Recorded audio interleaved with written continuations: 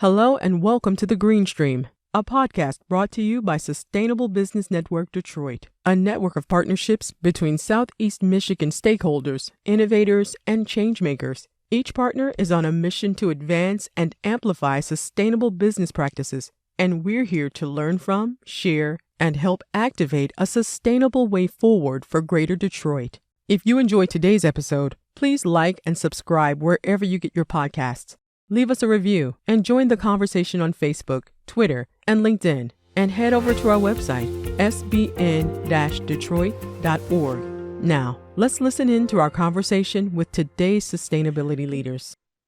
Well, hello, and thanks for joining us today on the Green Stream. And today's guests have so much to share with us. They're truly accomplished at what they do and are involved in practically every major project, it seems, in our region. So we have with us today, I'm just really thrilled, Janet Attarian, who is Senior Principal and Senior Mobility Strategist at SmithGroup, and Dan Kinkead, Senior Principal and Director of Urban Design at SmithGroup. And our topics are going to be pretty wide-ranging today, but I'd first like to, if the two of you are okay with it, you have had such interesting careers and continue to make your mark in so many major ways. Could you just talk a little bit about your backgrounds and accomplishments? And let me just say for our listeners, if you somehow missed the recent ranking at Crain's Detroit Business, SmithGroup is the largest and an international architecture, engineering, and planning firm that's based right here in Detroit. But their reach is extensive, and every major project that I can think of, from the Joe Louis Greenway to the Bedrock East Riverfront, Ford City, Detroit Future City Strategy Framework, many climate action plans, and in municipalities, you're kind of doing it all. So Janet, let's start with you. Tell us about your background and how you came to do this work. Yeah, so I'm a licensed architect, so that is my training. But I sort of definitely took it in a little bit of a different direction after having my own practice for a little bit and sort of practicing more traditional architecture. I always had an interest in cities. I love cities. I love the problem of cities and how cities come together. And I ended up working for the city of Chicago for 20 years as the Complete Streets Director, and really got to dive into helping to make Chicago during sort of a pivotal time, through the late 90s, all the way up until, almost 2016 when I left. And it was a great experience there, really diving into the public realm. I worked for the Chicago Department of Transportation, which is a great organization that really does a lot of projects you might not think of a DOT. So worked on things like the Riverwalk, worked on Millennium Park, led the 606, a Navy Pier flyover, in addition to all the streetscapes and bike lanes and good stuff. So it was a wonderful experience. And then came actually to Detroit to be the deputy director of planning. After the bankruptcy, and the planning department was one of the departments that was sort of eliminated essentially, and needed to be completely restructured. And I came and helped Maurice Cox reconstruct that department and hopefully build a lot of new trust with Detroit citizens who hadn't really seen planning for a long time. And kicked off all the neighborhood planning efforts and helped create a complete streets program for the city of Detroit. Worked on the Gordie Howe and many other things. And then I've had the great privilege of transitioning back into the private sector here at SmithGroup, and couldn't think of a better place here in Detroit. SmithGroup's been here, right? 1853, Dan? Yeah, I think so. 1853 is SmithGroup has been continuously in Detroit, which is an amazing history, and it's been great. And I help lead our national mobility practice here in SmithGroup, and work a lot here, but also across the whole country. And one of my big projects right now is leading all the planning and technical support for high-speed rail out in California. And also doing things like greenways, not only here in Detroit, but in other places like Chicago and St. Louis and other things. So that's a little bit about me. More than a little bit about you. That's amazing. So Dan, can you top that? I don't Hope think you so. can. I don't think so. I would just I would just say that it's a real pleasure for me to do what I do every day. It's a line of work that I just can't imagine doing anything else.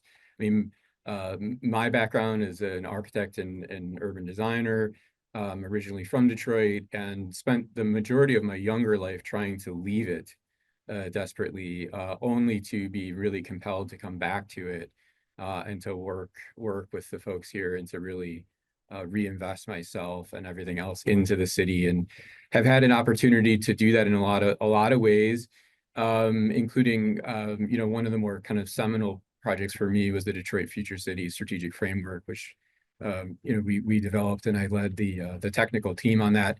It was a monster document, but it was a really substantially watershed moment for our city, going through the largest municipal bankruptcy in U.S. history, and then using this tool to guide our way out of it, and collaborate with the city administration, of which Janet was part at one point, with other leadership. And so to see all of that kind of intertwine and come back to help push us forward is really, really exciting and very satisfying, especially when you have kids here. We live in the city. We have 3 kids.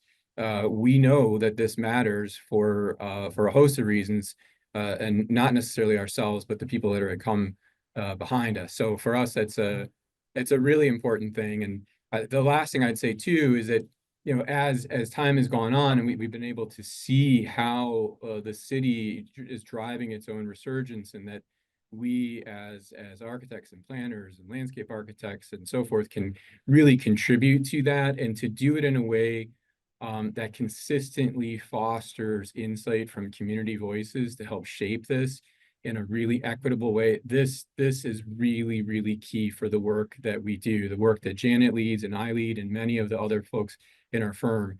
It is deeply tied to that work. I'm so glad you brought that up. And I'm hoping that as we talk about some of the specific initiatives, we can be sure to highlight the ways that community involvement and equity are just at the center. Yeah. Because we all know that, I think that lots of times urban planning and urban design has the perception that it's only for the elite, or just for the business community. And clearly your work has been turned that upside down, and just really emphasize the importance of community being at the center of everything. So I really hope we can talk a little bit about that. But let's start, if we can, sort of talking about the intersection of sustainability, mobility or transportation, which is what we're known for here in Southeast Michigan, and urban design. Is that something who wants to start? Kick that off? Sure, yeah. Yeah. So, I mean, I think, building on what Dan said, Detroit is such an amazing place for so many reasons, and not the least of which is that it's very grassroots, right? There's a lot of people here who, look around and say, I see a need, and they start working on it, right? And so, you know, there's a really interesting intersection, I think, around the topic of sort of mobility and sort of Detroit and community and then sustainability, right? For the long time, right, we're known as the Motor City. We still are known as the Motor City, for a lot of obvious reasons. But I do think that Detroiters understand intuitively that they do need additional modes of transportation, right? And they need options and they need choices. Somewhere between 21 and 25% of Detroiters don't even have access to a car at all. And then, a much higher, about another 10% just don't have reliable access to a car. So there's a lot of folks that just don't have access to a car. We have a tremendous senior population here in Detroit that are amazing folks, but they're not, you know, necessarily concentrated in dense walkable areas. They're living still in the homes they've lived in all their lives, scattered throughout the city, often in very now low density areas, right, that are not necessarily close to transit, and getting them to their doctor's appointments, or, you know, getting them to the grocery store. These are not necessarily easy things to do. If you, you know, don't feel comfortable driving all the time, or don't have access to a car on a regular basis, or are relying on others to get you maybe to your doctor's appointment. So, you know, and Detroiters intuitively understand these things, right? You don't have to talk to them very long before they're like, yeah, you know, why can't we have something like we see maybe in other cities, right? And have options, and feel like we have safe places to walk, and all that kind of good stuff. So, um, you know, I think when this transition I think we're trying to make between from the motor city to the mobility city, right? You know, and everybody uses those terms, but this idea of how do we combine some of the technology that the car companies are producing and others, with just good active transportation, giving people a chance to walk safely, bike safely,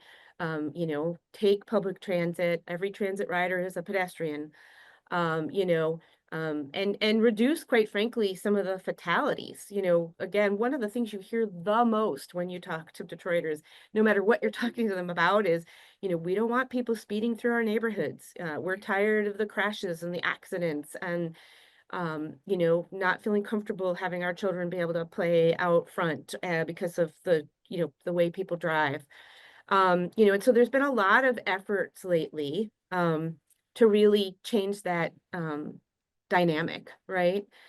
From Detroit creating the Complete Streets program, to even just the speed hump program, you know, to, you know, really focusing on putting in the kinds of the slow street program, which is part of the Streets for People plan that the city put out, right? These are all efforts to sort of calm that traffic. You know, think about things like what we did up in Livernois in the Avenue of Fashion, right? And really reducing that street down to a 3-lane cross section, and widening out those sidewalks, so that we could really focus on pedestrian and bicyclists, and slow the cars down, and look at what's happening economically up there, and all the shops that are opening up, right? So this intersection between, you know, to me, by definition, good mobility is sustainable, because that people need to be able to move around and have good choices. And when they do, you give them more sustainable choices, right? Driving everywhere, especially with single occupancy, is not a sustainable option, even with electric cars. And let's face it, it'll be a long time before all of Detroit owns an electric car. They're, you know, they're expensive. And you know, there's obviously lots of issues around affordability, and still insurance issues and other things that, you know, just make owning a car expensive here. So we've got to really give people a choice, and choice is going to just give people a more robust, um, sustainable life, I think, and health. You know, it's also very tied to the health issue. Mhm. We have a lot of issues with, you know, asthma and diabetes, and heart issues, and these things often need better active transportation to help address them. If people get out and move, they exercise, again, feel comfortable walking around their neighborhood, maybe walking to a grocery store, these kind of things can change those outcomes too. So I think it's intricately linked to both Detroit's history and hopefully its future. Mhm. Yeah, and I would just piggyback a little bit on what Janet was saying. You know, she cited Livernois as an example, and the work that was done there. I mean, it really does come down to those kind of physical improvements, and they are transformational. My wife and our 3 kids, we live in Detroit. We live right near the Livernois corridor, and it was a real change, and really welcomed. And I think it showed a lot of Detroiters, at least in that part of the city, what's possible when you make those types of priorities. and those types of investments. And I can recall, you know, when my wife and I moved back, we were originally from Detroit, but we moved to New York, of course, for a while, and then couldn't wait to come back to really contribute to our city. That was a real big focus. When we came back, there was some substantial challenges, you know, including going through, you know, significant municipal bankruptcy and so forth. But in the process of that, I think we recognize the kind of intrepid nature, durability of the residents of the city. And as they kind of advanced things and we contributed with them, it was a galvanizing effect. And I think much of what we see now is interwoven with that kind of passion to save our city, and then to make it as best as it possibly can be for as many people as possible. Yeah. You know, I just have to share, some of our listeners know that a little while ago I did a half gainer with a double twist and broke an arm. And I was actually talking with Justine Johnson about this on a podcast, and she brought it up. I didn't intend to make it part of the conversation, but we did. But it's amazing how when you've had the privilege of having a vehicle and of being able-bodied your entire life, when you suddenly no longer have that, how immediately you see the world through a different lens. And it's really a gift that I think makes you able to better appreciate the importance of the work that you're doing, and how small things, seemingly small things, can make a very big difference in how people have access to the mobility that they need. So it's really great to hear some of the practical examples, because sometimes this all sounds so theoretical, and so it's like, what does that really mean to me as a person in this, in the environment? What does that mean? So it's great that you're focused on that and doing that work. Another one of those areas where I think some practical examples can be helpful is the whole concept of adaptive reuse. I was really excited to see the some of the community resilience toolkits and other things that you've worked on. But how are we going to achieve this goal of creating adaptive reuse opportunities in Southeast Michigan? That's a very good question. I would say that there is at least increasing recognition and appreciation for the built context that we have today, and that what we had seen in the past as an environment in which, the old things needed to go away and the new things were going to come in and they would be fantastic. I think many people recognize that that was a little bit of a fool's errand, and in fact, along the way, we lost a great deal of our identity in that work. And you can see it in a lot of parts of the city, and things that Janet was highlighting earlier, along key corridors, places that are really thriving. They have that historic context within them, right? The characteristics of the buildings and streets, even the lampposts and other things. I mean, they provide a space for people that feels comfortable and identifiable, and I think that does matter. And it isn't just a kind of historic preservation or kind of nostalgia thing. This is just who we are. This is the place, and we don't put up new things and throw old things away immediately. We adapt what we have. And I think, to your point on adaptive reuse, it's a really big area of focus for us within SmithGroup overall, and particularly within our urban design market. We are working in urban markets, in cities, which means in most cases, there's stuff already there, right? There's things that have been built, whether those are buildings or park spaces or infrastructure, they are there. And I think from my perspective, when I look at it, there's a kind of triple bottom line facet to this overall. I mean, first of all, the adaptive reuse itself, the projects that are part of that work to really reutilize the materials in a way, excuse me, that actually saves cost. Undeniably. And if you work through that correctly, you're going to come out ahead, and you're going to also end up reinvesting in folks locally within trades and so forth that have that expertise, and it buoys them up.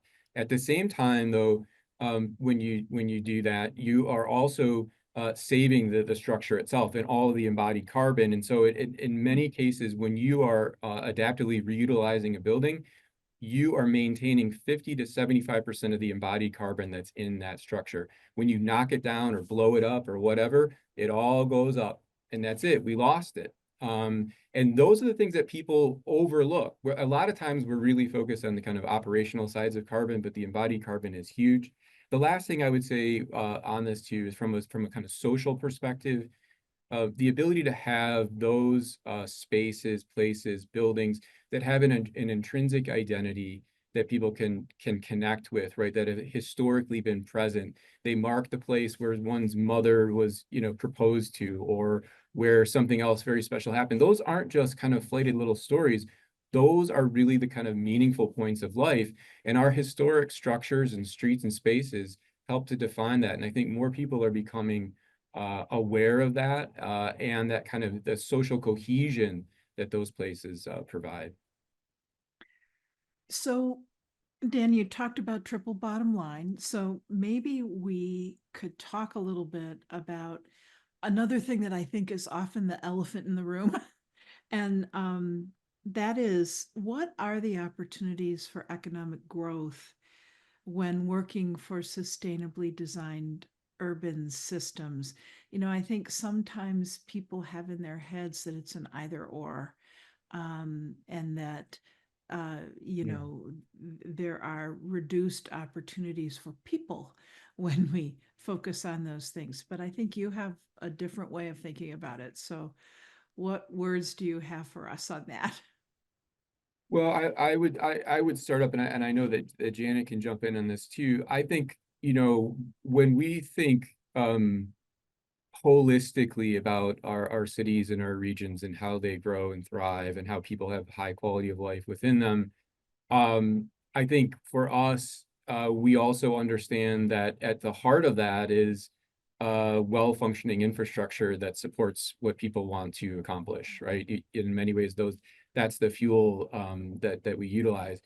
And if we start to think through things like mobility networks that I think Janet will speak to, as well as other things like telecommunications and the ability to deploy things like mesh networks in communities. In fact, our firm actually created a prototype for a deployable mesh network system that you could put in neighborhoods to provide the telecommunications that you couldn't otherwise get. This was a while back.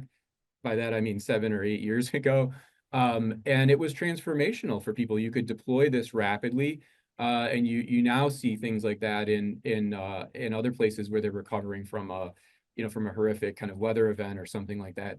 But the broader way of thinking about the economic growth here too means that we are conscious of the needs of everyone within the community, right? And that this isn't about a number of kind of folks that are leading major industry that are going to strive to do a bunch of things, and then there'll be a trickle-down effect of things that come and support other people. We all need to have a meaningful part of this. We all have something to share and contribute to it. And if anything we've learned in Detroit, it's that people with those skills, those like literal like handcrafted skills, they can do amazing things. And so everybody across that labor spectrum has the ability to jump in and be part of it. And I think that the historically lower cost to entry for some of the things on the kind of trade side helps us to bring more people in. And you can see it now, the craftsmanship and a lot of things that are done here and the way that's kind of brought out broadly. You can really feel it in the work that we're part of. So Yeah. I mean, in the end, all the work we do is really about the economic development, right? I mean, what you're trying to do is improve people's quality of life, right? And so a lot of that has to do with that economic sort of engine, right? And can you do that in a way that promotes healthy and sustainable living, right? At the same time, right? And that's that triple bottom line, right? And I think that's always what we're going for and working for. But it starts actually by defining what that means to the people who are there. So often it gets a bad reputation because people assume when you mean economic development, you mean economic development for other people. The economic development means you'll get other people coming in and getting that wealth, not the people who live there today. Now, does Detroit want to grow? Yes, we do. We want to grow. And so we do want other people too. But that's not where we start. Where we start with is who's living there now and what do they need from an economic, from a health, from a livability, from a, what do they need to thrive, right? And what do we make sure that we do so that they continue to thrive and they can continue to thrive in place?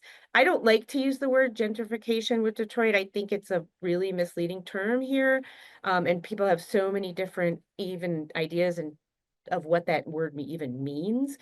We have plenty of space and plenty of opportunity for housing here. So, again, but it doesn't mean that people can't, be displaced from different areas or not feel as maybe culturally comfortable in neighborhoods that they have been in. And so, when we did the Joe Louis, for instance, right? I mean, it just starts with listening. Always, every project we do in urban design, I mean, it's just where we start. You start with listening. You don't come in with a defined answer, definitely, and you don't even necessarily come in with a defined problem, right? You come in and you say, okay, we want to do this thing. What might this mean to you? I mean, you can imagine, I mean, I do urban trails all over the country. I'm doing it in Chicago and Milwaukee and St. Louis and, Detroit. And often it's not what the community has on the top of their priority list, right? They're not like, we're just waiting for a trail, Yeah. greenway, depending on what you want to call it. So you go in there and you say, hey, we want to do this thing. Here's some of the reasons we want to do this thing, because there is actually this thing called trail-oriented development, which has been, very successful in many places around the country. It gets to that healthy transportation. It can connect people to, mobility hubs where they can get buses or bike share, or, combination of these other things. It can raise property values, which is something we want to see in Detroit, right? We want homeowners to begin to get some generational wealth here. It can do a lot of that kind of thing. But but we didn't say, hey, we're coming in and we want to do a trail. Isn't that great? We said, we want to do this thing. It's a trail. We think we have this amazing opportunity. What is it that you need? Yeah. And we heard all sorts of other things, of course, right? We're concerned about dumping, we need economic development. We need a safe place. We need a place to go shopping. We need a playground for our kids, any number of things that had, we need housing stabilization. We need money to fix up our porch that's falling down, right? Like these are the things you hear when you talk to Detroiters, right? So then you figure out how you can take this project, and one project can't solve everything, but how can this project leverage as many of those things? What other resources can you bring to the community? Which already might be in place to address some of those things, right? So that you're wrapping it around, and then you create those partnerships so that you're lifting up everyone together when you're doing the project, right? And so that's where you go from not just engagement and not even just equity, but to empowerment. And empowerment is the thing I think that underlies economic success, actually, in the end. And that's the sort of connection we're always trying to make on these types of projects. And I want to piggyback really quickly on one of the things that Janet was mentioning, and it's the kind of the growth and improvement, say, around one's property and their opportunities and so forth, right? Where you're actually, it's a good thing, right? And I think, Janet was reinforcing that. I cannot agree more. And what often happens in some of these conversations, particularly in Detroit, is there'll be a comment that'll come in and say, well, wait a minute, but if we keep improving and increasing and growing, my taxes are just going to go through the roof, right? And that's usually, and it's because people are legitimately frightened by that. That there are important things in here that we want more people to know about. For instance, in the city of Detroit, for a homestead, there's something called the Headley Amendment, and it caps your overall tax growth on that property by 2% per year. And so one of the things we try to talk about with people is, look, if you are as a Detroiter, you're the owner of this home, you are going to benefit a lot from it. You're not going to pay more taxes, but you're going to be able to get an equity line out to replace that roof on it. And so the improvements that we're talking about here are then the contributors to that value, then leads to the opportunity to have that improvement. This is a virtuous cycle that we're describing here, not vicious. And it can do a lot of good, and we just need to see even more of it and guide the policy and the regulatory tools around it. Right. Well, you're clearly onto something, because I think the Joe Louis Greenway project has really become a national or international model. Yeah. Right? Aren't we getting calls from other places about how did you do it? Yeah, Yeah. we've brought folks from Milwaukee and folks from St. Louis and folks from Chicago to come and see the Joe Louis. We've organized a number of tours, and I'm sure there's others that I'm not listing right now, but those are tours that I particularly have been involved with. So no, it's definitely, seen as a great example. And I know Janet, she probably won't say it, but she's had the opportunity to connect with a lot of people across the country on this stuff and share the work that she's leading and that others like Brian Charlton and others in our firm are doing. And in the end, I mean, people are seeing just how, to your point, Terry, how transformational these projects can be. And in the process that we lead, and I know this is something that Janet and our whole team does, these aren't just ideas that we just deploy like, hey, we think you're going to love this greenway. It's fostered through years of community engagement, right? And so when it comes out, people can see themselves in that project. They can see it in the work. And that is really, really powerful for people. And I think it's why one of the big reasons, I guess, why we do what we do. Yeah. People don't want things done to them. They want to Yeah. have the opportunity to shape, what happens. And it sounds like you've got a secret sauce for facilitating that dialogue, so that you can get there. So thank you for your leadership and work in that. Another topic that I'd like to hear your perspective on is one that so many different entities have worked on, sometimes in fits and starts. But talk a little bit about stormwater management. I know it doesn't sound like a particularly interesting topic until you're dealing with floods, and then suddenly it's sort of front and center. But I know that resiliency has been absolutely central to the firm's work. And you've got some things you're doing in some communities with concrete and pavers to create a durable design that helps with that stormwater. So tell us a little bit about what you're up to on that front. we dive into that. Mm-hmm. Yeah, this is a topic I've actually been working on for a long time in my career. I created the Sustainable Streets program in Chicago and did all the Green Alley program in Chicago and all that kind of stuff. So I've been working on this for a long time in my work in Chicago, and then of course bringing it here for my work in Detroit. Detroit's an interesting conversation around the stormwater piece. In one way, the fact that we have lost a lot of structures and have a lot of vacancy, the city has naturally become more absorbent, if you will, right? So from a regulatory perspective, there's like these requirements we have to meet. In a sort of ironic twist of fate, the vacancy has led to us being able to meet that a lot of the time because we just have a lot of now open fields, which are much better at, holding that stormwater versus hard surfaces that, run off and then cause a lot of the problems. That being said, though, we also have a pretty old and legacy sort of storm system that, has a number of weak points. We do have LaRouge and other places where we have natural waterways. We even have the riverfront and issues there, right? So certain neighborhoods definitely just see flooding from when water levels were really high on the Great Lakes system. So we have a number of sort of different kinds of issues. Obviously one of the biggest problems though is just when it rains a lot, people's basements flood. Right. And when people's basement floods, it's a health issue for people. It's a huge economic burden for people, not only just to clean it up, but it devalues the value of their homes. So their ability again to sell over time or to gain wealth from ownership is largely impacted. And there's certainly certain areas of the city where there's much more.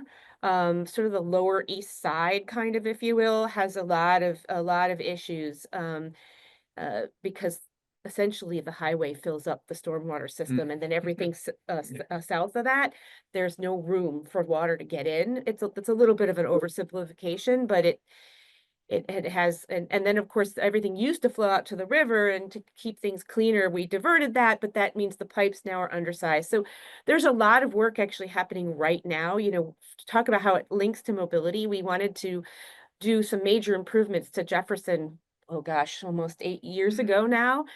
And what we realized very quickly was there was a lot of utility work that needed to be done under Jefferson to address stormwater issues, and that we needed to get that done before we did any sort of mobility and roadway improvements. So we did some temporary stuff with the bike lanes, put some bike lanes in just to help slow down the road and right size that road, because it's 9 lanes of traffic. Yeah. Um, But, as anybody who happens to be driving up and down Jefferson these days, or riding a bike or walking, it's been under construction for one utility or the other for several years now. And that's trying to get all that work done. And it's not only stormwater work and water work, but there's definitely a lot of that done. But I think from a neighborhood planning and an equity planning perspective, we really looked at this when we were in the planning department, and when we were looking at neighborhood plans, and especially when we were looking at communities that really are effective, and how can we create sort of districts, if you will, where we could take the neighborhoods off of the sewer systems, give them separated systems so that the stormwater had its own path, because then you can bring it to, the river or to the lake, because it's going to be much cleaner, just divert first flush or something like that. How can we create distributed systems like, permeable pavements and rain gardens, incorporate them? And there have been a number of pilot projects and great foundations and non-for-profits who have really put a lot of work into this in the city. It ties back to the Detroit Future City. There are a number of really great organizations in Detroit who have worked so hard on these kinds of issues, and integrating them also with renewables energy and resiliency hubs, and just making Detroit's communities more resilient, because that's going to help people live more sustainable and healthy lives, right? That's really what it's about. And it even ties into the farming that that Detroit is, so famous for too, right? All these things become interconnected. So I think there's been a lot of what I would call smaller efforts, and we're trying to slowly build to some larger efforts. When we were doing the Gordie Howe and the new plaza coming in, trying to get that whole new set of hard spaces diverted so that that water actually could go right to the river and never hit the stormwater was something that we worked on. So that's like a big lots and lots of gallons, right? Just diverting it. East Riverfront, this is a place where really can we take the whole East Riverfront offline, south of Jefferson, which would help a lot of different things, and create sort of the ability for new development to not necessarily have to each parcel have to meet its stormwater requirements, but that the district as a whole meets those stormwater requirements. Though that's an idea that has been floating around, and that we're continuing to try to make happen and push forward and see how that could happen. The reconstruction of the 94, again, doing some improvements there so that hopefully it doesn't have such a big impact. And I-375, same thing. These things have major stormwater components to help hopefully alleviate some of these problems. Mhm. And I would add to the real one of the additional really important points that I think Janet is raising here is that we unlike many other cities are blessed with a really plentiful land portfolio, right? We have just got a lot of available land, and we can put that land to work and can help to manage stormwater overall. And if you think about what we're seeing right now from a climate side, that we're going to have more severe, more substantial rains more often that will trigger flooding, particularly the flooding that would trigger the CSOs that Janet was speaking to. We have the ability to do something many other cities simply do not, where we can use our land area to manage that and not trigger CSOs, but manage it on site. And I think that's exciting for a lot of people, and it's a great way to reintegrate those natural systems into our city. There are existing topographies that are present to support it too. So, Yeah. I mean, just planting trees on some of that Yeah. vacant land, really increases the ability of that land to absorb stormwater. So relatively speaking, we can do some pretty easy fixes compared to places that are pretty much all hardscape, Yeah. which is why, like in Chicago, we had to do a lot of permeable pavements because we just had a lot more hardscape. It's funny, SBND is focusing on tree canopy as well as the whole water picture. Those are two big things, but it's very hopeful to hear what you have to say about, because my question about stormwater infrastructure and green stormwater infrastructure is scalability, right? Are we ever going to get to a point where there's enough to really have a noticeable impact? And so it sounds like you're very hopeful that you're seeing some of the links between some of the smaller but brilliant at work that different organizations are doing in the city, along with sort of the bigger plan of how can we move the big boulders too. Right. Yeah, that's great. So, we've talked about a couple of different areas, and I want to ask you, what do you see as the biggest future challenge to overcome in terms of sustainable urban design? What keeps you up at night? What do you see as the biggest challenge that we're going to face? Well, it's not because there aren't many challenges to think of. There are many, and so try to think of the most significant is tricky. I mean, I would say one of them that stands out for me is kind of two facets to it. It's about affordability.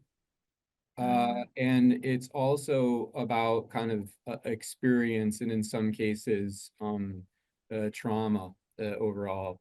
And I think the ability to provide an environment where people can really thrive and grow and do a lot of things and feel very comfortable in our city and advance their families and so forth. I mean, it just takes a lot to do that.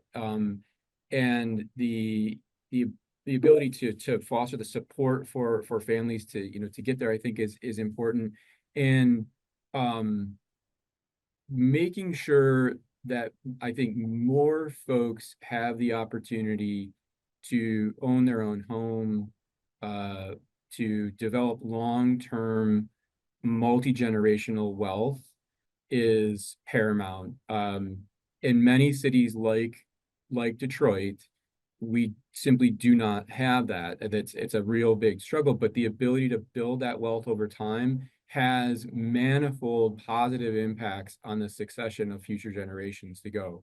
And that is one of the ways that we work out and we root out injustice, and we begin to push out all the other kind of prevailing things that provide headwinds against many Detroiters. And I think the last thing I'll say on that topic is that, you know, in doing that too, you immediately start to see how younger kids and so forth see in their parents or in their extended family an excitement, a hope, a range of outcomes that maybe in the past no one had really thought were possible. That is infectious, and that helps to really spread, I think, a much more positive sense of where we can go, and it actually adds to people's health overall. Yeah. You know, I remember, I know there's a lot of things we could probably say about the queue line, but I remember in those first weeks when it opened up and riding it and just listening to Detroiters, and it's everything I believe of public transit. I think public transit is just this very amazing communal experience that forces us to interact with each other in a way that creates community, but people were so proud. They were so proud of it. I mean, Detroiters, they were bringing people, they were showing it off. They were so proud. Now, you know, it only goes so much. I often call, just I say about Detroit is we build transportation projects. We don't build transportation systems. That's our problem, because a project can only do so much. You have to create networks, right? And networks are by default usually sustainable, right? That's the resiliency that you have to build. So when I think about our greatest challenge, I mean, obviously there's a lot of them. I'm in that mobility space, but transportation is a huge impact to our carbon footprint. It's a huge impact to the way we live and the patterns that we have and the choices and options we have. It has a huge impact on health, not only because if we don't have access to active transportation options, there's that impact, but literally we're killing people with cars. Pedestrian fatalities are way up. Detroit is still one of the most dangerous cities in the country. Vehicle fatalities, you know, you see a tremendous amount of aggressive driving. I mean, every day in Detroit, unfortunately, I stop at red lights and there are people who drive around me right through the red lights, right? I mean, you know, these things tend to lead to, unfortunately, people getting killed. And, you know, you know, my goal is zero fatalities, right? On our streets. You know, they affect children and their ability to walk to school, you know, or ride a bike to school, right? These things have profound influences on people. You know, twice Detroit had money to build a subway system and failed to do so. These things have huge long-term economic impacts, and our ability to attract jobs, right, to Detroit and a diverse economy, which I think is absolutely critical to Detroit's success. You know, employers are looking for those things. Employers want to see bike lanes and trails and other choices so that they know a wide range of employees can get to them and get to them on time, right? So a public transportation system where half the time your employees are going to be late because it's not reliable is not a good thing for business, right? So having robust mobility and robust mobility choices, it's not just optional to me, it's a right that Detroiters deserve. And it's something I think that, you know, we're working on. It's getting better. But we've got a long way also to go. And you know, how to really make that happen. And really support those things. And but there are some things we could do right away, right? Well, first of all, there are great things that are being done. There's been a lot of focus, you know, with smart with the fast buses, the top 10 rides for the DDOT lines and trying to increase frequency and reliability on those lines. You know, we've done great partnerships, especially COVID led to a lot of innovation, right? So like you could get free Lyft or reduced Lyft rides from your bus stop after hours for any of the top 10 rides. There was a shuttle service that connected all the healthcare facilities and also went to some of the, you know, again, the low density makes transit hard in Detroit. So there's whole sections. You got to get people that first mile, last mile, right, to the main trunk lines, which is one of the things Joe Louis does really wonderfully. Ride your bike to the mobility hub, to the major transit line, you know, have a safe place to park it, or better yet, just grab a bike share and do it. So you don't even need to have your own bike, you know, or take a walk, or maybe your scooter, or, you know, whatever, right? You know, these things economic mobility. The other thing too is trains. We do have Amtrak connection. The Detroit Chicago Amtrak train is one of the busiest trains outside the Eastern Seaboard in the whole country. It's very well used. Um, we could eventually connect back to Toronto, right? The tunnel is still there. We've renovated Michigan Central. Connecting Detroit to Toronto via train, that would make a big difference. Improving the speed of this train. We know the improvements on the track that need to be made between Ann Arbor and Detroit that would greatly decrease the amount of time it takes and improve the reliability of those trains. If we improve the Amtrak station and do those improvements, Amtrak said that they would be very open to increasing the number of trains, and we could get commuter trains between Ann Arbor and Detroit and even the airport potentially. These things, we know what they are. We know how to do them. We have price estimates for them. We just we gotta do it. We gotta make it happen. And Jen is right on. And I would say, the virtuous cycle that she's describing is one that we've sought after for so long, but we're unable to reach it. But in one just brief moment of reflection on this too, in the shadow of that virtuous cycle is also the vicious cycle.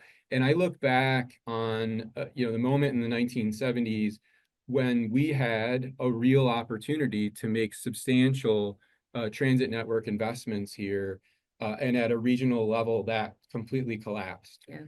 And it's one of these things where you're in your current situation, but you snap your fingers. Imagine what could have triggered across the region if we would have had those systems in place, right?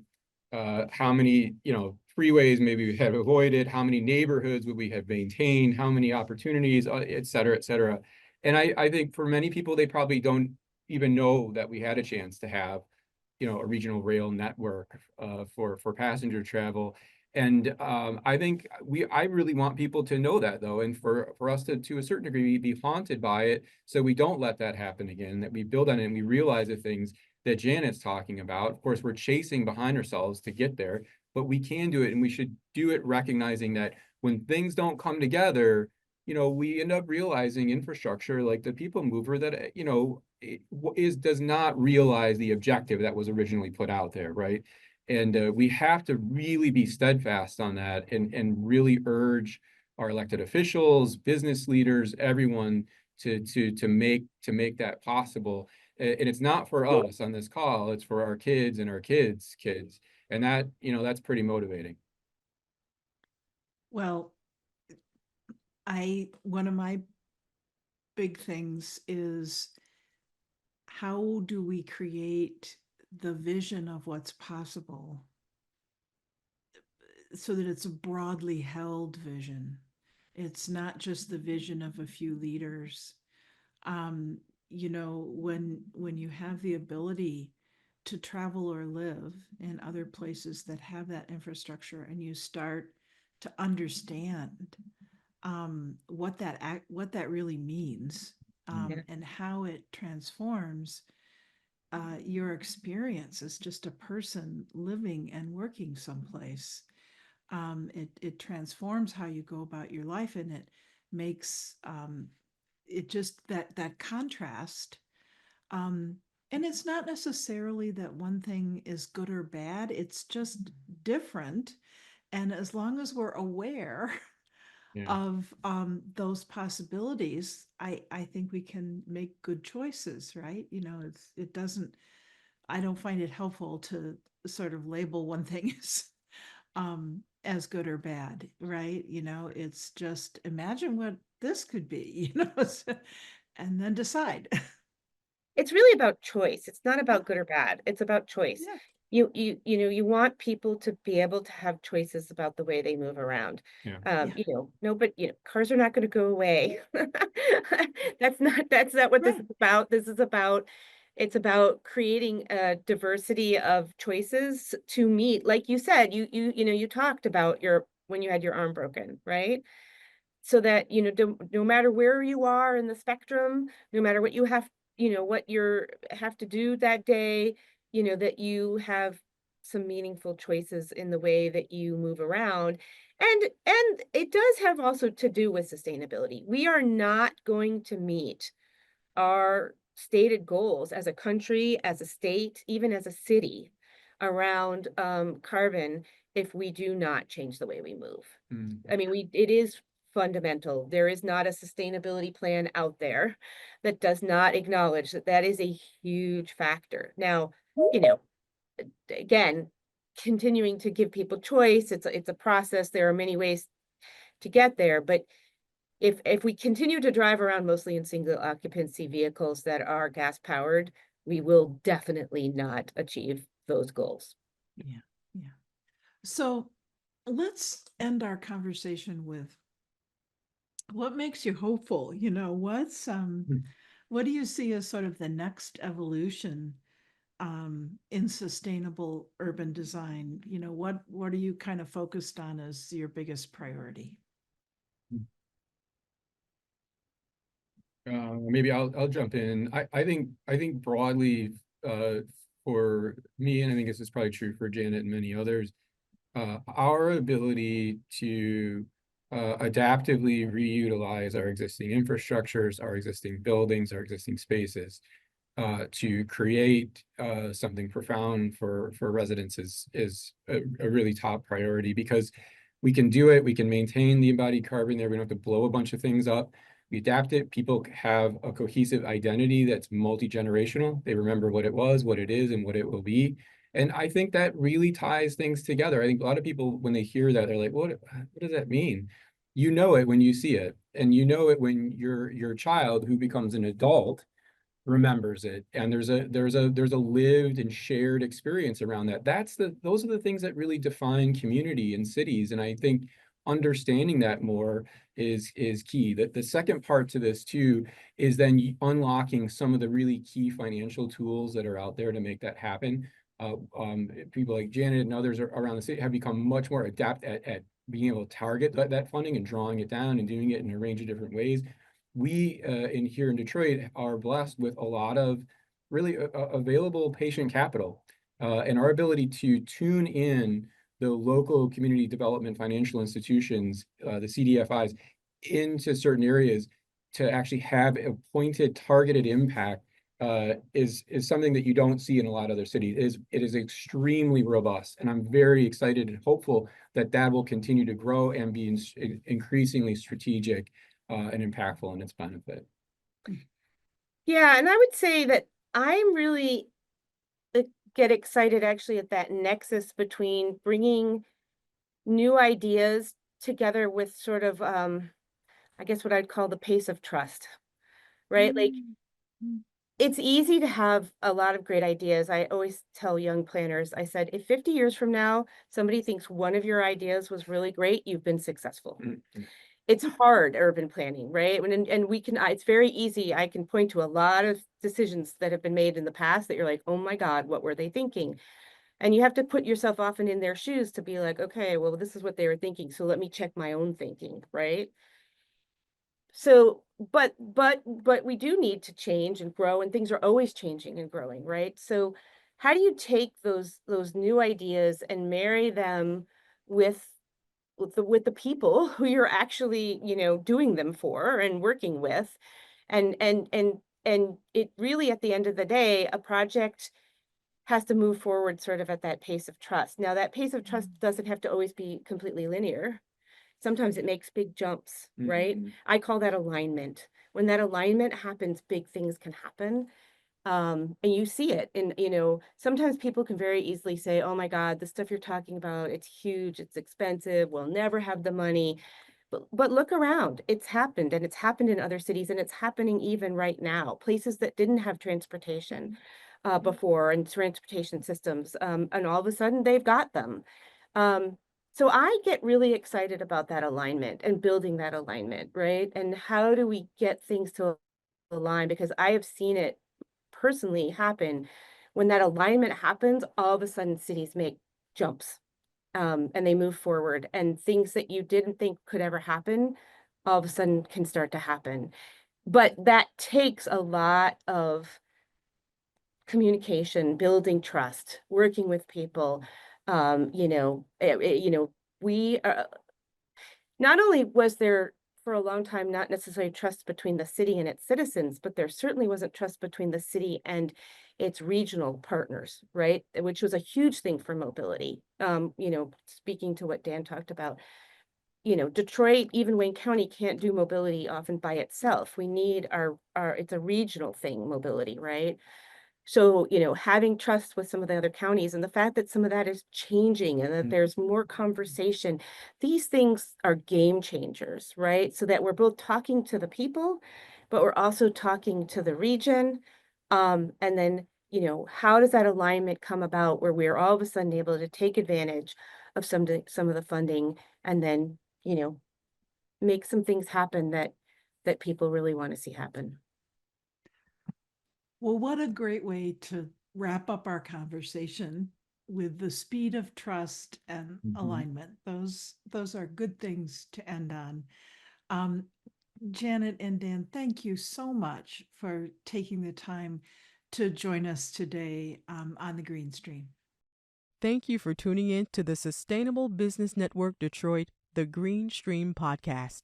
Remember to like, subscribe, and leave a review wherever you listen to podcasts. Make sure to follow us on SBN-Detroit.org and stay tuned for more conversations on sustainability from inside and around the city.